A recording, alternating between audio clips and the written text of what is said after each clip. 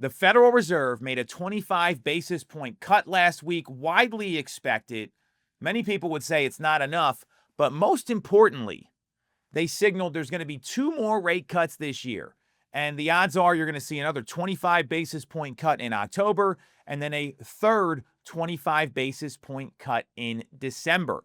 A lot of people were calling for more. This is what we got. And before the meeting, because the investors are typically smarter than the Fed, we saw mortgage rates hit their lowest levels in 3 years, coming in at 6.13%. So we're seeing the market loosen up.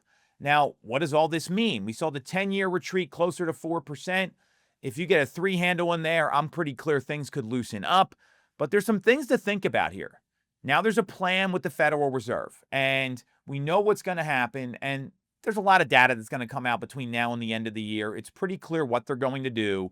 And the Federal Reserve is very methodical. So what we know is expect those two 25 basis point cuts in October, in December. But more importantly, what does all this mean for rates and for buying and selling homes? For sellers, there's an opportunity in the market right now because you're going to see an increased buyer pool with this tick down in rates. We've seen this happen in the past. This is the lowest mortgage rate we've seen on a 30-year fixed in 3 years, okay? This is a big deal since 2022. And you could benefit as a home seller from an increased pool of buyers. Now, what's important there is you have to have a place lined up to go to if you're a home seller. So don't just jump and put your home on the market without a plan. I'm not saying that at all. And the other thing to think about here is if rates do respond and we see rates drop down maybe high fives or something like that as we get into the first quarter and the second quarter of 2026, there is absolutely going to be more inventory coming to the market because that will loosen things up.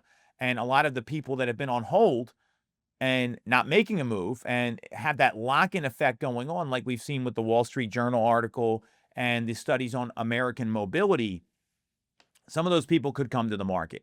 So things could loosen up here as a seller. If you've got a place to go already or you've got a need to move now, don't wait until the spring when you're going to be competing with a whole bunch of other folks. There's a window that we're in right now, right up until early December, where you can get your home sold and maybe have less competition, because the best time for you as a seller is to be on the market when the neighbors aren't. Now, for buyers, this is going to be a little different because my philosophy, our team's philosophy, is we want you to buy the right home, not the next home. And waiting could cost you an opportunity. What I mean by that is that investors have already priced in these rate cuts into mortgage rates. This is kind of what was expected. If you look at the futures odds on the FedWatch tool from the CME Group, a lot of people expected a total of 75 basis points in cuts by the end of the year. That's now what the Fed is saying they're going to do. So that's probably why we saw the rate drops that happened before the Fed met last week. Now, what that means is lower rates may not be here forever. We've seen this happen before where in 2022, rates dipped and they went back up. So there may be a window here to lock in a lower monthly payment, which means a lower carrying cost. All the more reason to get someone to come up with a numbers plan or a financial plan to get you into a new home. And if rates do continue to drop, you could absolutely benefit from a lower monthly payment. What may hurt your chances to buy if you're thinking about kicking this down the road until the spring, which a lot of agents are going to tell you is the best time. I'm a big believer that the best time for you to buy a home is if you can live there for 5+ years, if the monthly payment fits your budget and the home works for you in the way you're looking for it to work. It doesn't have to be perfect, but it works and you're excited about it. That's the reason to make a move, no matter what month of the year. The odds are that if rates come down more, you see a 5 handle with mortgage rates, which would be exciting, no question about it. There's going to be more competition. More competition means you have to bid above the asking price. Right now, we're seeing the average list to sales price ratio is just under 100% in the suburban counties and in the 96, 97% range in Philadelphia.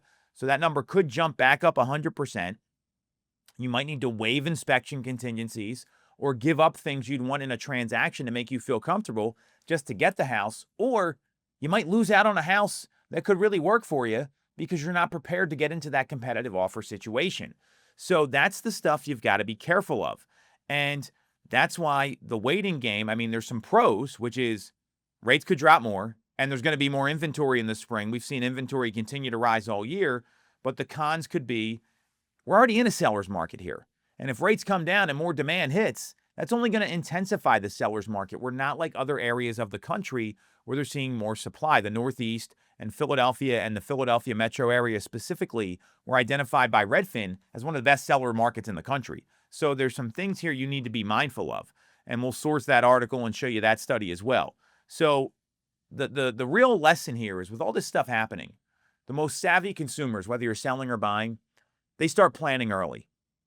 They get all the information. They understand where the market's going. And then what they do is they come up with a plan. So they're way ahead of the game. They get their financing in order. They start prepping the home well in advance. Those are the kind of people that can move a little more intentionally in the market when other people are trying to figure things out when they see the right opportunity. It's never too early to start planning. And that's what I'd be doing if I'm thinking about a move now or next year. You want to make the right move no matter what it is. Get your information now so you can be ahead of the market, because you don't want to be the person that's behind trying to play catch up when other people have already prepared and are making decisions that are getting them exactly what they want.